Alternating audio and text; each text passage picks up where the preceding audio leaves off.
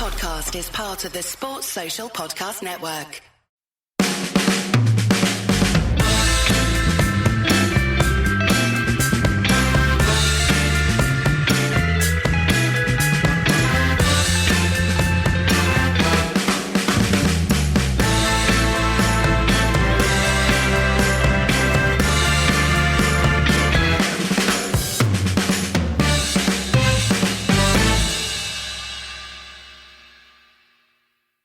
Welcome to No Question About That. Manchester United victorious against FCSB or Steaua Bucharest or whatever the fuck they're called.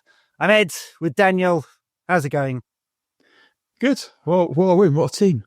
3 in a row. A team. Yeah. Oh, so it's 3 in a row. Unbeaten in the Europa League for 13 games. The Europa League group phase, I should say. Means anything. Unbeaten, the only unbeaten team in this year's group stage competition, Europa League group stage. Perhaps then of any European competition, because Liverpool lost last evening. They right? did, yeah. It could be. I haven't checked the Conference League for unbeatenness. Yeah, this was actually a pretty fun performance. I thought United pretty good. 20 shots or something like that. Not enough on target. A lot of good chances that just escaped. Feels like this was a much bigger victory than 2-0, or should have been a much bigger victory from 2-0. Felt like a bit closer to what Amorim might have wanted. I mean, the first half was very possession heavy, intricate, playing nice football, not that penetrative. And then he changed it around, brought Ahmed and Garnacho on. It was much more direct, especially Garnacho. And super worked. I mean, this felt good. Yeah, I mean, obviously, it's hard not to think that the key factor was playing the second best team in Romania. Yeah. I would say. Yes, absolutely. And also under no real pressure, also helpful. So there is that, but yeah, there were some good bits. I mean, you can't say that there weren't. The question is the ability to repeat it against better teams and do it in every game. But I think that, I mean, it was funny because right early on, there's a point where Højlund's first touch is to skew a pass back to Bayındır. And I'm just thinking, oh, surely not. Yeah. But I think we've been talking about playing Mainu as one of the 10s for a few weeks now. And that we won't work in every game, but it doesn't have to, because if you've got him and Bruno, then you can change 4 games and you can change within games. And it just gives you, to me, it just gives you flexibility. And that one will start somewhere, one will start somewhere else. But it felt like this was the kind of game that Bruno could sort of control, because he's so much better than every player on their team, really most of the players on our team as well. So it's the kind of game where playing him deeper is likely to work, where you're much better than your opposition, and he can control it, come forward when he wants to. But Mainu is a tight space player. He's not a bloke who trudges through midfield. He's not Patrick. So Patrick Vieira runs with the ball, but he does it. He would do it from one box to the other and get there in a few strides. That's not exactly Mainu's game. He's more someone who takes players, and you're like, what you watch him, this thing, you can't understand how he's got out of the position he was in, but he needs to be close to players, and for it to be safe, you want him to be nearer their box than otherwise. But yeah, if you've got him and Bruno on the pitch, then you can be flexible, and I thought that worked really well today. Yeah, it did. I mean, Mainu's excellent in those positions. Not everything came off for him today, but obviously the assist, that was driving past the man. Good ball across the box. There were other chances created as well. I like him there. It feels like a misprofiling of him when he's playing at 6, trying to cover in midfield. I mean, he can do it because it's not meant to be 6, is it? It's like there's the way that Amorim has previously done it, and I kind of hate talking this kind of shit because it sounds like I'm suggesting that I've been watching Sporting when I haven't. I've just been reading all the same stuff, trying to educate myself as everyone else, but. He'll have someone who's deeper. Like of the two midfield two, one will be, they're not a double pivot. One will be in front of the back four, one will be further up, and he's the further up one. But that is really ends up being a shuttling role. And especially when United aren't dominating possession, or good in possession, then it means he barely sees the ball. Whereas in a game like this, where they're dominating possession, and you can get him into crowds because that's where he does his best work.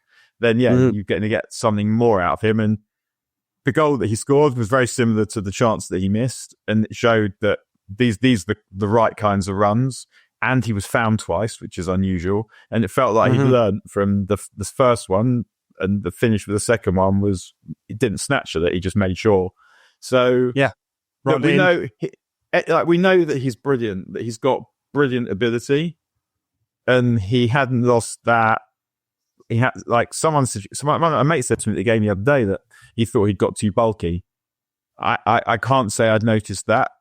And I remembered we did see that with someone else recently. I can't remember who it was.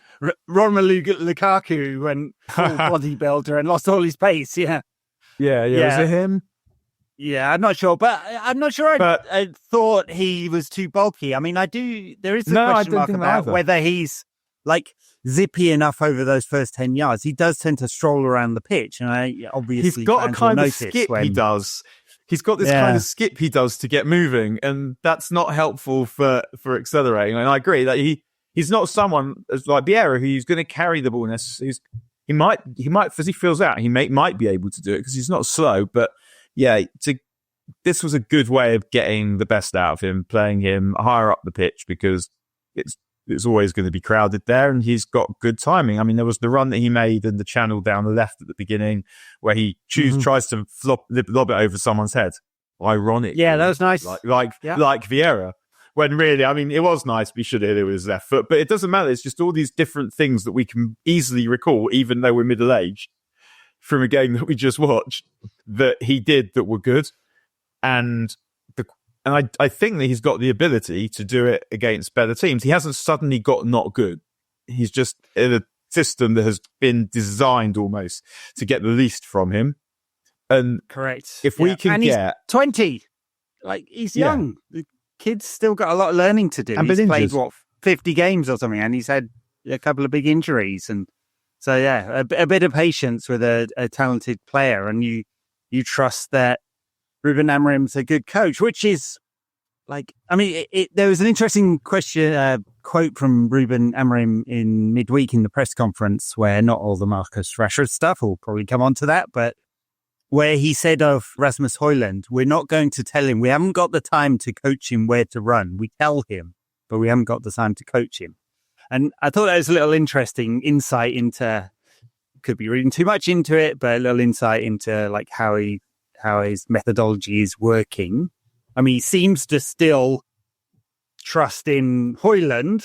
There's not a lot of evidence that he should do. And he hasn't always trusted in Kobbie Mainoo, because he started, maybe half the games under Amorim, maybe even less than that. But this was a good one for him. New position. So we'll see where that leaves Mainoo in terms of his role. Whether it's 8, 10, 6, something else. I hope we get to see a lot of the best of him in the second half of this season.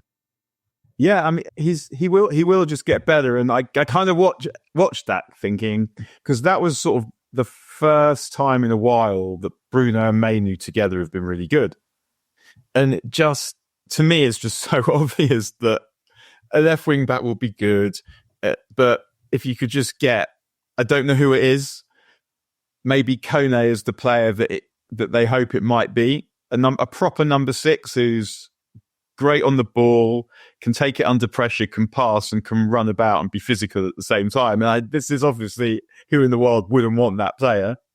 But if we could get something approximating to that in some way, then that person, whoever it is, Bruno and Mainoo, and then say Ahmad, that's starting to look quite useful.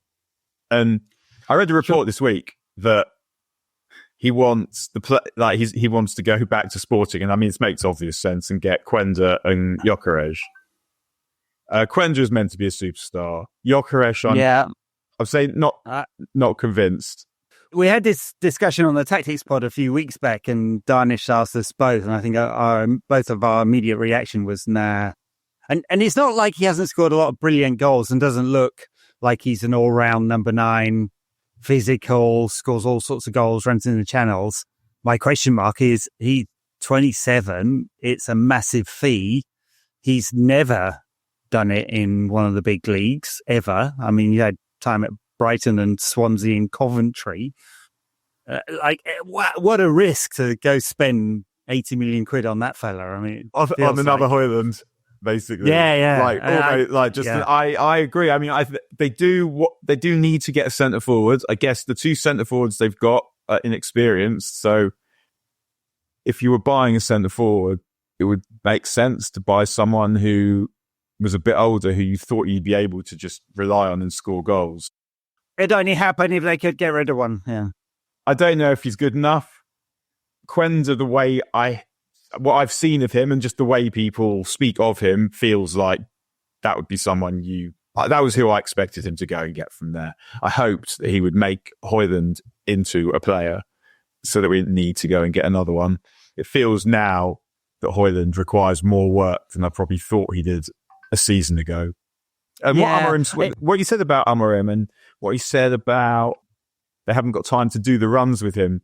I mean, it sounds kind of withering in that why I haven't got time for you, but I think it is probably more that there's just so much other stuff going on that there isn't time for one-on-one coaching like that. Yeah. I mean, it feels like why would you need it?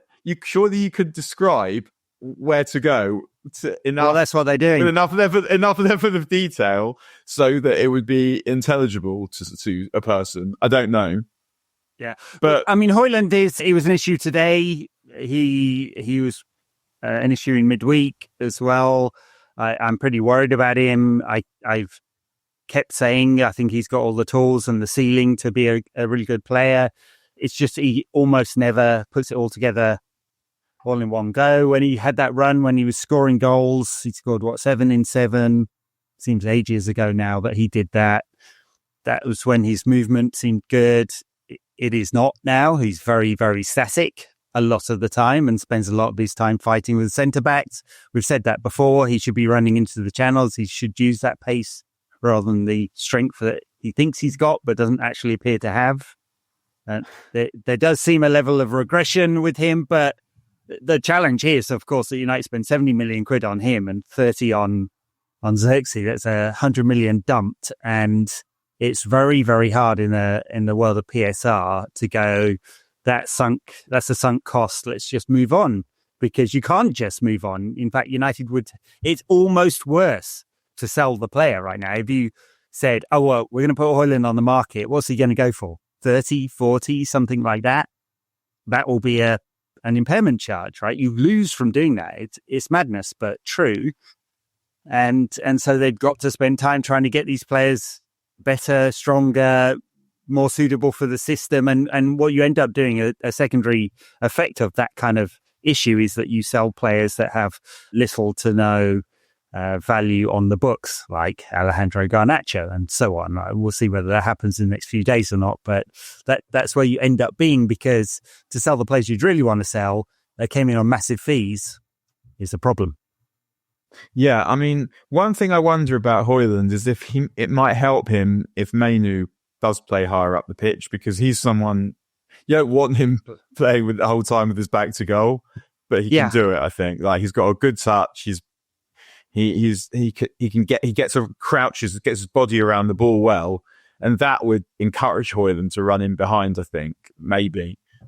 Yeah, this is one of the reasons I was saying I thought that Gyökeres, I thought he was 26, but maybe he's had a birthday since I looked. Happy birthday, mate. Maybe he's 26 until he's 27. Exactly. So if in theory, if you have him and he stays fit, which I guess most people do, really, then you don't need as much out of Højlund, and you can bring him along. You can bring him on in slowly if you need to. I'm sure that we are going to sign a centre forward. If it wasn't him, who would it be? There aren't that many obvious ones. I mean, if there were, Arsenal probably have signed them already. There's Sesko. Yeah, well, they tried for Ollie Watkins this week. And if Arsenal trying for Ollie Watkins, I mean, I think he's a good player, but when United go to sign a centre forwards, I would not want like for someone to be your first choice. And I would not be chuffed if they came back with Ollie Watkins, who I think is a good player. But it's just, to me, if you're playing centre forward for Manchester United, you have to be better than Ollie Watkins. Yeah. I mean, of course, a lot of talk about Tell from Bayern Munich. He's more of an outside to in player, isn't he? I mean, he played a lot of centre forward at a youth level, but has rarely done that since he started playing in the big leagues. Tends to play in that sort of inside forward role, which is now being vacated by Marcus Rashford. So I don't know that that's a solution to that problem either, really. It's a fact, fewer number 9s out there at the moment. I mean, it's not the way academies produce players, so there just aren't that many options. It seems to be a product of coaching, doesn't it? That I think, and probably a product of also formation, in the sense that there's only one centre forward position in a team, whereas if you're an inside forward, then you offer kind of more options. And so it's probably that, along with the way that skills are taught, that mean the way that skills, small-sided games, and fewer crosses, just all that fewer of everything, that means that you're producing homogenous players, which means that most teams play the same way, which I think means that at the top end of the game, the level is lower, but from the middle down, the level's never been higher. So if you look at the Premier League, no one's going to, whoever wins the league this season, it's not going to be a great team. It's going to be the team that got the most points. And so obviously they deserve to win the league. That's not the point I'm making. I don't think no one's going to remember this as a great team, this Liverpool team. They're just going to be, if they win the league, it's going to be the best of what's around. Whereas if you go further down the league, and you look like West Ham have got Lucas Paquetá, or even fucking Ipswich have got Delap. If every team has players that can fuck you up, and that makes, so that stand, there's so many good footballers in the world, but I'm not massive. Like, also, if you look at the Spanish league, I think Barcelona or Madrid top. Can't remember which are top now, but Barcelona, but Barcelona have walloped Real Madrid twice this season in the league and in the cup. Like, was it 5-2 and 4-0 or something? Yeah, Super Cup, yeah. Barcelona have lost to Osasuna and Las Palmas. Someone else from down the nether regions of the table. Madrid also. I watched Madrid. I've watched Madrid a couple of times recently for work, and a few times, and it's basically they wait until one of the good players or a couple of the good players combine to do something, and then when it gets a bit later in the game, they start to knock it about really nicely. But it is still a agglomeration of individuals, and it's just force of talent rather than talent and team together. That's how it feels when I watch them. And it feels like it's not a particularly thrilling time although the entertainment is good. They were talking about this on BT tonight. They were talking about what great entertainment last night was. And I thought that's true. Like, I mean, I was on the City game for work, and obviously I had the goals show on, just a million goals going in every other second. But it's also worth noting that there was hardly any change in what happened. But also, the point of football in the first instance is not exactly entertainment. It's a sporting contest, so it has to be sporting. And this league they've concocted is a bid to try and create entertainment, not sport. It's so that the big clubs will have a couple of games early on against each other, but we're not in danger of getting knocked out. And that's not actually how it turned out, but that's not fucking sport now. That's entertainment. They concocted this league format mainly so the jeopardy for the big clubs is reduced. But they get more games against each other, so there's the illusion of drama, but it's phony because it isn't like that. The only actual jeopardy was very much on the margins. It was around competition for 6th, 7th, 8th, 9th, 10th. And it just so happened that City and Paris were there. 22nd, 23rd, 24th, 25th. And it just happens, like next year, like City, if they're in this competition, won't be in that position. No. Like imagine it was Bruges and Stuttgart and Ghent and whoever, and Girona. Imagine it's open PSV. Like, imagine it's that. It will be entertaining, because sport is always entertaining, and it makes you feel happy in some way when those teams have this incredible moment. But we're seeing it in the tournaments as well. Like, it is great when Georgia win a game and they're at a tournament and they win, and it adds colour, and it's just attains this level of import. It's amazing.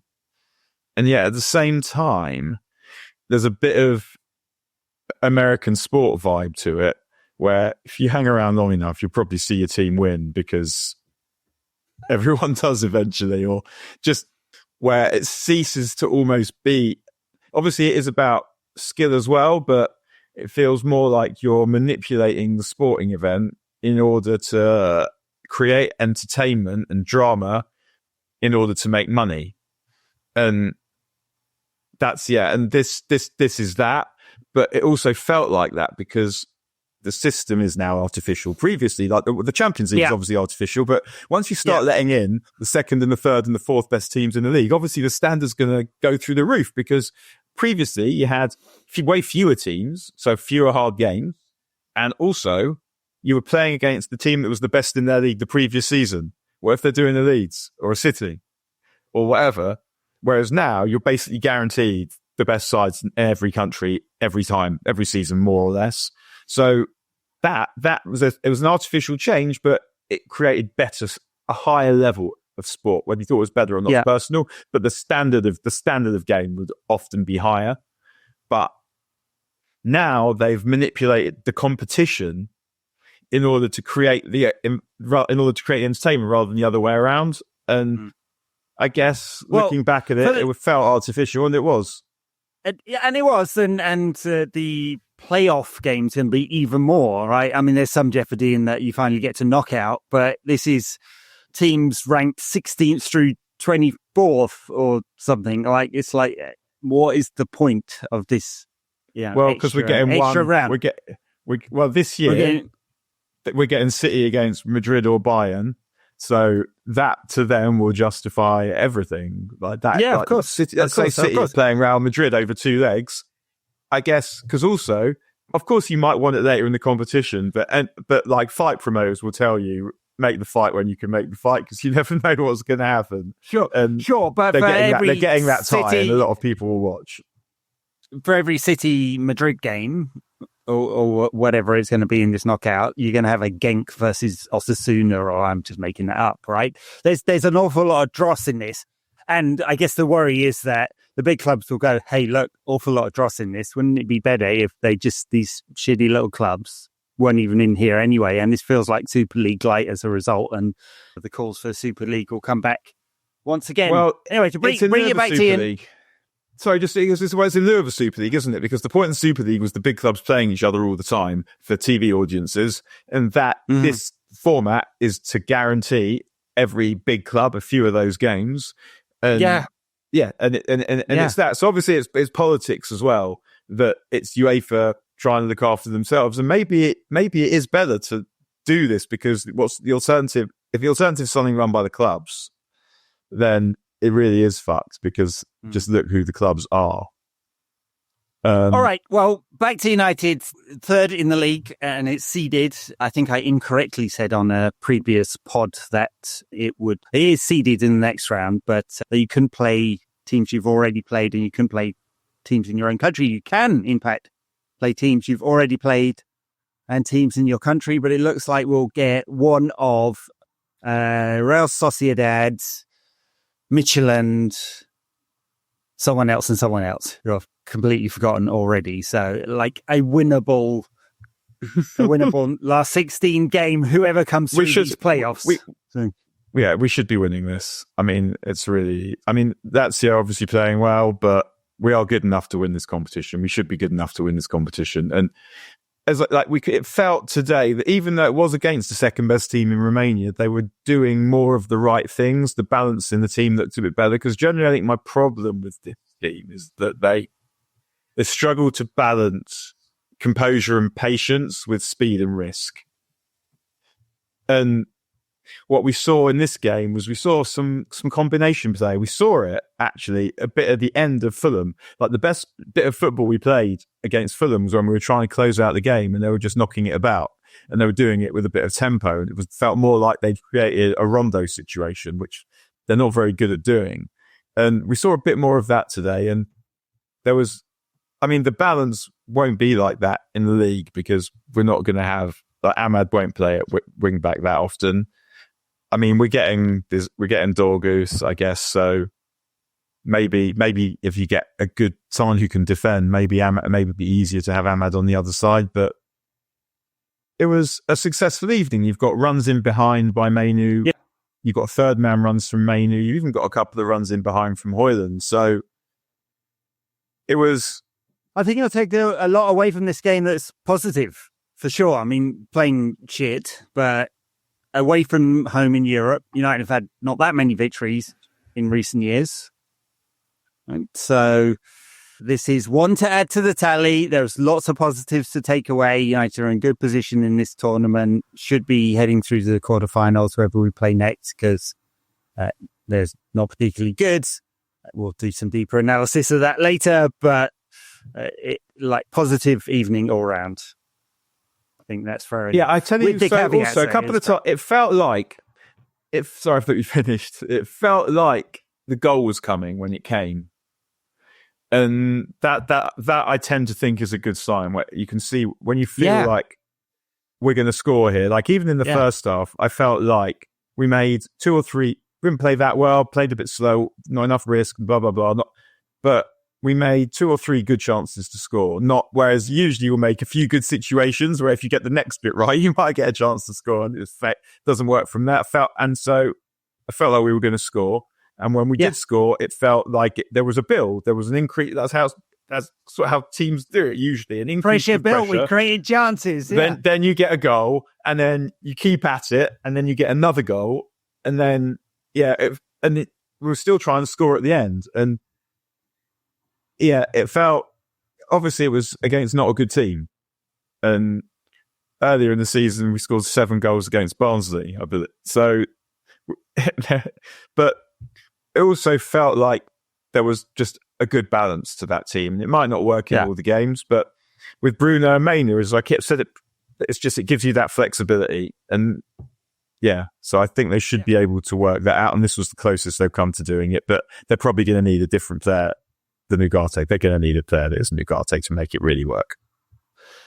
If it wasn't for Garnacho hitting his first touch against the post and then skewing one wide of the post and then Mainu missing his first chance and then Bruno missing a good chance and then Højlund not jumping for a header when he was 5 yards out, a whole bunch of what if situations, but it could have been a really big score tonight. And I think we can take something away from that, which is positive. The negative is that United are pretty inefficient with their finishing still.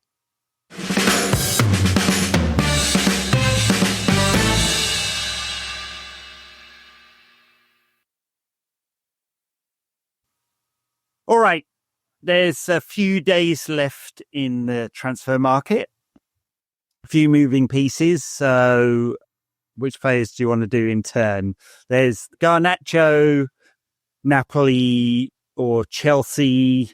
Napoli seems dead because they won't stump up more cash. Chelsea, presumably they can sell a hotel or something in order to afford this. Miguel Delaney said United were looking to ship him out in the Independent. I mean, that was more definitive than most reports. Would seem mad based on tonight's performance. I mean, that was some of the best of Garnacho tonight. But he's a sellable asset. That's it. If we did sell him, we'd know we were selling a good player. I don't get the impression, just reading the way people speak, reading between the lines, that Amorim really wants to sell Garnacho. I think that he speaks positively about him because he's learning. He wants to play for United. I mean, he'll go if United are pushing him. He'll go somewhere and enjoy that, which is good for him. But it feels like he's listening. He got dropped. He got left out, and he's back. And he starts always off the bench in most of the games. Rashford is not. Mm-hmm. So whatever it was, that was the issue, Garnacho has addressed, because the decisions that get made now are made purely on who the manager wants on the pitch at a particular time. Yeah, I mean, I think he's got a bit of attitude. Some of don't enjoy all of it, but it contributes to what I think is like a good level of footballing aggression and presence on the pitch. He's someone we don't have anyone else like in the squad. And at the very worst, he's a very effective substitute who you can bring on in a big game. Can start a big game if you had to rely on him, and he could make it work. So I don't really want to sell him. Do I think that him, and I guess Ahmad for that matter, am I sure that those two are good enough to be starting players in a team that contest the big pots? I don't know. Yeah, I'm a maybe on that, and it's because of that if I knew I was getting someone brilliant, would I sell Garnacho to get the person who was brilliant? Yeah, maybe. Even though I still wouldn't want to, because I still want him in my squad. So Tell appears to be what they would do if he went. I haven't seen in Tell someone who I think, I'd love to have you. Still a raw player. I mean, you're not buying an upgrade, a definitive upgrade. Not definitive, but you might. Yeah. It also looks like it would be a loan if that's the case. So it seems like, I mean, if we take Amorim's comments at face value, and he seems someone who likes to talk at face value, that he'd like to keep Alejandro Garnacho, and it would be a financial decision more than anything else. Or let's say I don't think that the club are going to force him to sell players he doesn't want to sell, but if he wants to bring players in, this is an asset they can sell, and that may well be the direction of travel. We'll see. We've got 2 days left in the market. May all come together on the last day. He's done it for us in big games, and that's not. It feels nuts to get rid of someone we know to be good when there's so much shit in the squad. He's not a massive earner compared to some in the squad as well, and it's not orders of magnitude different than Tell, for example. And so I don't think that is the issue. I think it's much more that his book value is 0, and therefore it's a useful asset to sell. But United, again, just to repeat myself, should be building on high potential young players, because we are not going to be able to get established Champions League players while we're playing in the Europa League and we're halfway down the table. And we're looking to trim the wage budget. So you can't bring in players who earn 300 grand a week at 100 million pounds or so when you're in United's financial situation. Where we're at in our development cycle, it should be players like Alejandro Garnacho. So it would be a shame and a little bit mad if he went. Marcus Rashford, there's nothing obvious happening here. I hope it does happen, because both for him, especially for him, like whatever you think, every time I say something like that, I'll get a bunch of comments down below going, well, you're just a Rashford stan. But it's no good him sitting the next 6 months out on the bench or whatever, or not even on the bench, in the sands. And the club have to squeeze some value out of this. Unfortunately, it looks like it will be a 0-fee partial wage contribution if he goes anywhere this winter. Not awesome.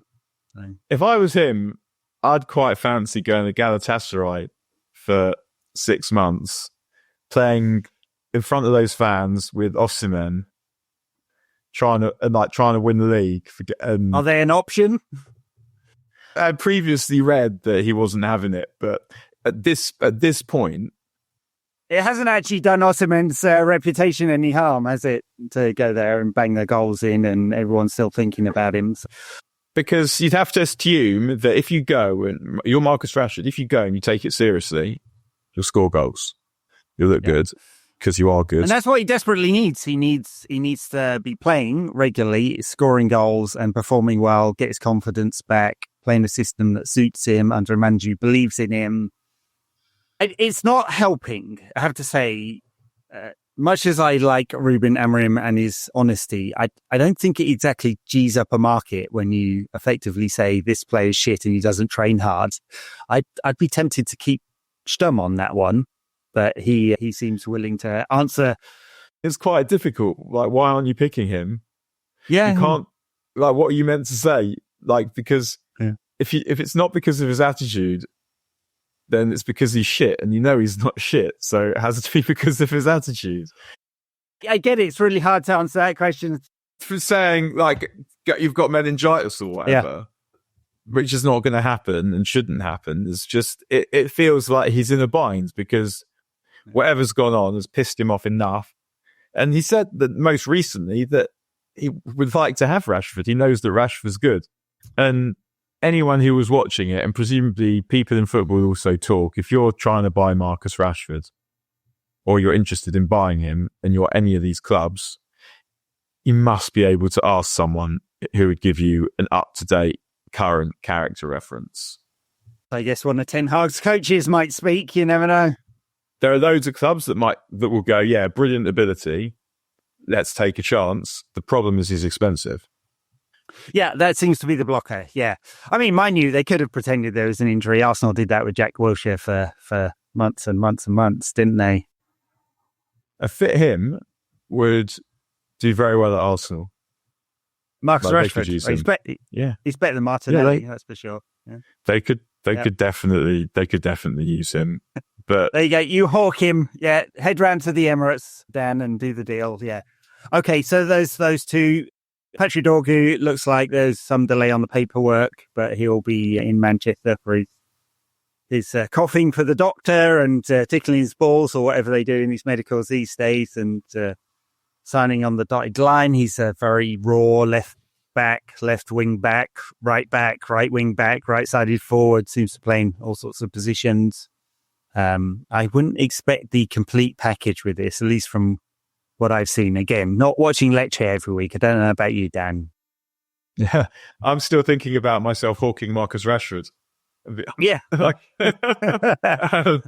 But yeah, I mean, we've all watched the same internet compilations, the same people that I tell you what, know about this stuff, talk about this stuff to us. We know, but I mean, we have said that the player that we most needed, I mean, sort of as a left wing back, if you gave me a choice between a left wing back and the best version of the defensive midfield player that can play that there was, I'll definitely take that above the best left wing back that there'd ever been. So, but for the formation, as in, we don't have a player for that position, so we need one of them. He seems to be, he's got a good upside. We've no idea how good he's going to be in the Premier League immediately, but I guess we're going to find out because he probably must be coming to make a difference now. What they've done is because they bought Diego Leon as well, right? That's right. You said last week, didn't you, that we're going to need, it's not just one wing back, you need two, because the amount of running that they're going to have to do, and you can't just have one getting injured or suspended, and the whole formation's jiggered. So we brought Diego Leon, who's big and fast, and this is something I think we're going to see with all the signings as well, because we've said a million times before, they're fucking they're slow and they're wet. Yeah, and a lot of physical players will come in, I'm sure, and it looks lots of young physical players who'll work hard and hungry and on lower wages and a reasonable fee. I think is what they're going to do. Malacia, in a similar theme, may go out on loan. He certainly needs the club at the moment. And Luke Shaw is back, of course. Yes, well, there are times take that whatever way you want. Yeah. There's times we've all felt like that with him. Yeah, just put him out of his misery. I mean, all of them. Yeah. And I think that's it on potential moves. So we're looking at what happens with Malacia, Dorgu. I'll tell you what with Dorgu. He was someone who I'd heard of. Dorgu was someone I'd heard of as being good before he was linked with United. So I guess that was kind of somehow gratifying. Quite like Lecce's kit. Very much like Manchester Rovers. Very much is, yeah. Just someone who can run up and down. The fact that he can play all these positions and has done in Serie A as well makes me think he must be quite a good footballer and good football intelligence. Because I guess when I think about that thing, the player that I think about is Saka, who broke through at left back, plays right wing. And I think if Arsenal had signed Rafinha, he would have played in midfield. The idea was that it would have been Odegaard, Rice, and him. I hadn't signed Rice yet, but when they signed Rafinha, that Rafinha would have played on the right, and Saka would have played in midfield.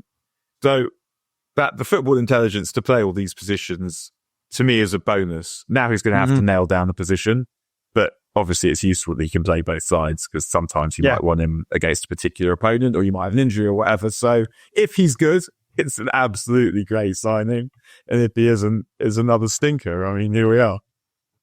At least he's not too expensive and fairly young, so they may well be able to ship him out. So we can hate him for a long time. It's a while. Hopefully that it had been reported previously that the plan was to give players 2 years to make it work, not the 6, 7, 8, or 10 that was under the previous regime. We'll see whether that's true or not. Okay. Before we go, Palace at the weekend. Total mixed bag of results from Palace. They actually had quite a good run recently and then lost to Brentford at the weekend. Kind of brought to an end. I think it was 5 matches unbeaten with some good wins in there. Yeah, it's the Palace at home is the kind of game that we need to start really dominating and winning. I mean, obviously we'll take any win at this point in human history, but it's that those kind of home games where you should win by a couple of goals. Even though they have good players, they do have some good players, and it's an interesting. Like some of their better players, obviously Elise went. Eze's not having the best season, and Ketia they've worked out is shit. He was always going to be shit. He is shit. I don't know why everyone loved him so much. So he's one of those players in Ketia that is useful in a good team because he knows where the goal is and he can finish. He's not good enough to be a regular number 9, probably in any Premier League team necessarily. But as a substitute, specialist role, someone who knows where the goal is and knows where the ball is going to drop and has good anticipation and can apply all sorts of finishes, he's quite useful to have, I would say. But I didn't expect him to go to Palace and be good. Yeah, Arsenal wanted to keep him for exactly that, and he wanted to be a regular starter. Now he's sitting on the bench at Palace because Mateta actually scores goals. The other one is Ismail Sarr, who's having a really good season. He's lessened the blow of losing Elise, I guess. And then the other interesting one is Adam Wharton, who we've bigged up over and over again, and he can't get in the team at the moment. So when I was young player, I can't remember if I said this at the time, but a player I know like via player in the England squad who said that Wharton is the player. Mainu's good, but Wharton's the player that everyone's going to be going back to their manager and saying, you've got to get him. So not sure what's happened. I haven't seen loads of Palace, but I guess it wouldn't matter because I would be watching him. I don't know. I don't know why that's the case. Maybe new manager doesn't fancy him, doesn't fit the formation, but he's also changed the formation, hasn't he? He's gone with 3 at the back recently. But if you're any midfield player should be able to fit in a 3. I would say that if you can't fit in a 3, then you're not a midfield player. But also the amount of space United have tended to allow in midfield is the kind of space that I think Eze would like, especially on a big pitch. But maybe we're closer to finding the balance. I wouldn't. Yeah, I mean, I don't know what we'll do in that game. I guess I'd be trying to think maybe. It'll be maybe Mainu and Ahmad, and then Bruno and Ugarte, something like that. And something like that. I mean, they'll see how fresh they are after another Thursday night game. We've had a few flat ones after these trips, so they'll get back at like 2 a.m, something like that, maybe even later. So no training on Friday or a very light session on Saturday and straight into the game. It's not ideal, but see who's fit. Ugarte, he's probably come back into the team, I'd imagine. Ahmad didn't start this one. Imagine he'll start at the weekend. Do they swap the forward around again? Garnacho only played a half. It's funny and I was watching it before the game. I was thinking when I saw the team, it's just yet another United manager that will not drop Bruno Fernandes for any game of football, will not leave him out, because ultimately, and it's just I don't feel like I'm setting up a straw man here. Like I see it still all the time, and not as much as there was like a period where people were just like, I'd be better without him. There was the people that thought Donny van de Beek was better. But all these different managers will not ever happen once with Ralph, and it never happens again. Yep. Yeah. They can't bring themselves to not pick him because they know that without him, it's a state. I just find it so odd. And I know what you mean about setting up a straw man, but I mean, it's a very large fan base and it's very online. And so therefore you get all sorts of wild opinions. And I find that community of people who want Bruno gone to be totally weird. Now, push it 2 years down the line when he's a bit older, maybe injuries start creeping in. He's got a lot of miles on the clock. He's played a lot of football. Maybe the form tails off. Then we can have a conversation about it 2 or 3 years down the line. For now, tell me a player in world football that would guarantee a better result that United could reasonably put into the team, because I'm quite certain there isn't one that we could reasonably buy and reasonably put in the team that would be better. So that's why he plays all the time. It's interesting. He's played, given that he's playing half the time at sort of number 8 and half at 10, he's still creating a lot of chances, but I don't know whether he'll break the sort of 250 mark as he did last season on chances created. We'll see on that one, but he's still like United's creative heart. Where on earth else is it going to come from if not from him? And he's the driver. I mean, it felt like the cup run last year ought to have settled everything, because without him, it simply does not happen. And he wasn't great at the beginning of the season, but to be expected to like carry the team all the time but the fact that every manager can't leave him out doesn't just reflect how good he is, it reflects how shit the rest of them are. Right, true. Yeah. I mean, it really it massively reflects. But he's the Brian Robson of the period he's been at United. I mean, he's not I think that's quite fair, as good or iconic as Robbo, but he is fucking excellent. And imagine it without him, and he doesn't have McGrath and Whiteside and a young Mark Hughes with him. He's got, I mean, and yet still like superhuman endeavours for United. Like he could, obviously he's made mistakes and stuff, but when he leaves, he will be able to say, "I could not have done any more." He's done absolutely everything that he possibly could in some extremely adverse circumstances. Yeah. No, for sure. Yeah. I thought I was too old, to really feel some kind of affinity for a United player in some ways, because they're just so much younger than me now. Like I can love them. Like I love watching Mainu play and love watching him enjoying playing for United. And I guess he's Ghanaian, my family's Ghanaian, so I also have that, and he's Mancunian and all the rest. But I guess, he's just that these people are young enough to be my children. Whereas Bruno's a little bit older, and he's someone I just feel it wouldn't be weird to hang out with. I think it's maybe it's even that. No, I think it'd be good to hang out with. Yeah, he could just about be your child, Bruno. I mean, you'd have had to get going early, but yeah. I imagine this is the big reveal. All these podcasts have been leading up to this. I am your father. Great stuff. All right. Well, good victory for United. Some shenanigans will shake out in the transfer market in the next couple of days. I think it closes Sunday night.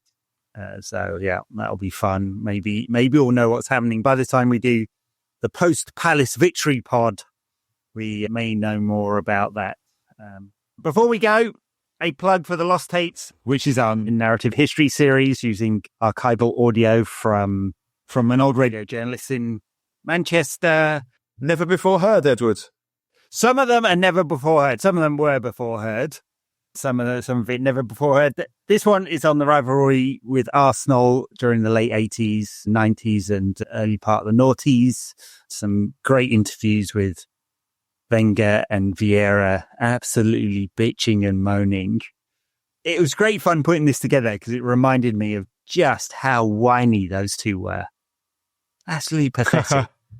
Just pathetic. Man. Yeah, these that's for me, I guess, just it happened to intersect that rivalry with a good age for me where I was in control of my own football going. I didn't have any real responsibilities, and where it was just, I guess I was at that age where you kind of realized it didn't quite mean everything, but it meant enough. And I had just the means to completely absorb myself in it. Yeah. And obviously we all think that the best music ever made was when we were sort of age 14 to 19 or something. But, and I mean, 90s football was good, Daniel. 90s football was good. And well, it's the standard and the intensity of it. And part of it is all, and Highbury as well. Night games at Highbury. Yeah, we said this before. That was a crime to pull that stadium down. Now a bunch of luxury apartments. But you can't exactly argue, I know, and yet you can't exactly argue that it didn't have to be done. How can you? It is ridiculous if the Arsenal were getting, whatever it was, 37,000 people in to watch them. I mean, it is ridiculous. It's I'd say that the crime is more what they built in its stead, which is just cheap and nasty. Yeah. All right. Well, cheap and nasty is not what United are. They're very fucking expensive and too often nasty, but not tonight. The victory was achieved. Catch you next week.